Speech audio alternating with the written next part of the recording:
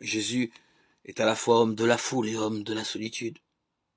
C'est un homme public allant de ci, de là. Matthieu 9, 35. Il ne craint pas la foule, il l'accueille même avec chaleur. Matthieu 14, 13, 14. Il est l'homme de tous. À cet instant, quelques pharisiens s'approchèrent et lui dirent « Va-t'en, pars d'ici, car Hérode veut te faire mourir. » Luc 13, 31. Il arriva que beaucoup de collecteurs d'impôts et de pécheurs étaient venus prendre place avec Jésus. Matthieu 9, 9, 13. Un scribe s'approcha et lui dit « Maître, je te suivrai partout où tu iras. » Matthieu 8, 19, 20. Il y avait là une femme, toute courbée, elle ne pouvait pas se redresser complètement. Jésus lui imposa les mains. Luc 13, 11, 16. L'aveugle, Bartimée, était assis au bord du chemin, en train de mendier. Jésus s'arrêta et dit « Appelez-le. » Marc 10, 46, 52.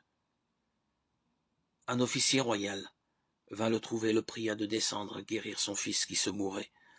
Jean 4, 46, 53. Car il y avait beaucoup de monde qui venait et repartait. Et eux, Jésus et ses disciples n'avaient pas le temps de manger. Marc 6, 31.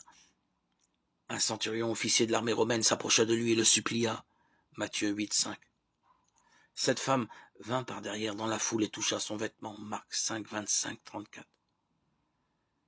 Jésus fit venir à lui les bébés en disant « Laissez les enfants venir à moi. » Luc 18, 15, 17. Jésus n'est pas un ermite. Sa place est parmi les hommes. Pourtant que 2 fois il se réfugie dans la solitude, comme si, là seulement, il pouvait respirer à son aise. Luc 5, 15, 16. Au matin, à la nuit noire, Jésus se leva, sortit et s'en alla dans un lieu désert. Là, il priait.